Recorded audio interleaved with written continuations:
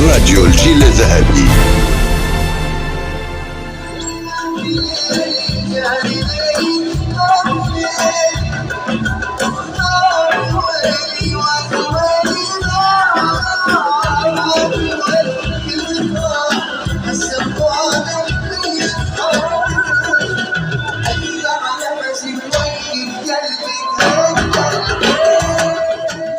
لكن كما نعرفوا انت كنت متواجد اكثر من مره في كرتاج ضمن المهرجان وحتى في حفله خاصه، يعني كما نقولوا بالتونسي وليد والددار.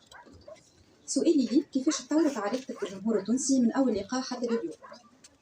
بعذريني السؤال بس، كيفاش تطورت علاقتك بالجمهور التونسي من اول لقاء حتى لليوم؟ كل مرة عم تكبر، يعني العلاقة كل مرة عم تكبر. أنا رح أحكي بالدارج، عم تفهموا علي بالدارج، أنا اعذروني. بلشت معنا من 2017 وقلت إنه هذا بكل تواضع إحنا بنشوف كرتاج من المسارح الحلم، من المسارح الحلم لأي فنان خلينا نقول عربي.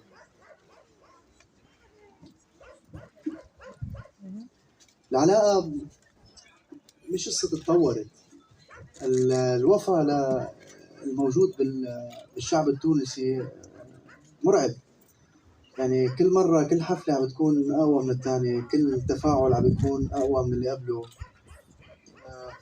إن شاء الله يا رب كون دايما أنا عند حسن الظن وحسن المستوى، لأنه بحس هيك شعب وهيك تفاعل وهيك ناس وهيك بلد أنت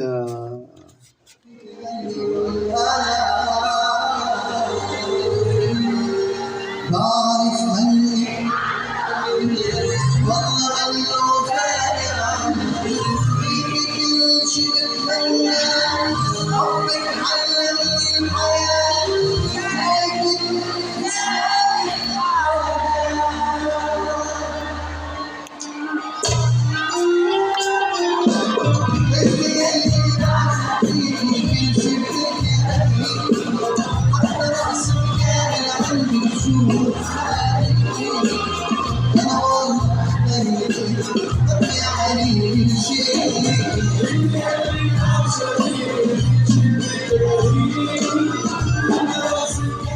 دانييلا رحمة.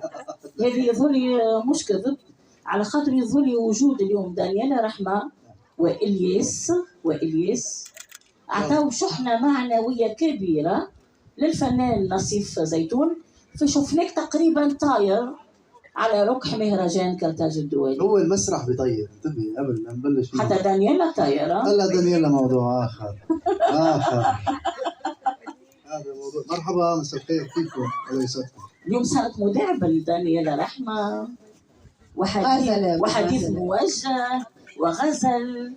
هيدي مرتي وبشوف حالي فيها قدام كل الناس. انتم محبين هاي؟ مش الانسان اللي بيحب. انا تجوزت عن حب.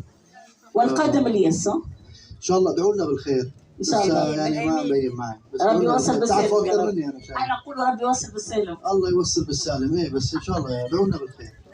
سؤال فقط بربي، نخليو الفرصه نجوى في بالي، نجوى حيدي. هاي كيفكم؟ ماهر لاباس؟ ماهر حروشي، راديو سوريا. الله يسعدك حبيبي عايشك.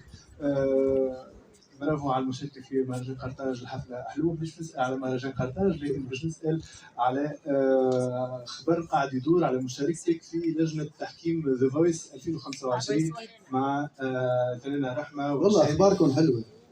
حابين نعرفوا مدى صحة الخبر هذا واستعداد نصيف زيتون لهذه التجربة، خاصة أنه كان في يوم من الأيام مشارك في برنامج صنع النجوم. دونك كيفاش قاعد يستعد اليوم باش يكون في لجنة التحكيم؟ هلا اليوم أنا مستعد لأكون موجود بيناتكم كنت ولأعمل حفلة بأعظم مسرح وقريب على قلبي كثير، مسرح قرطاج.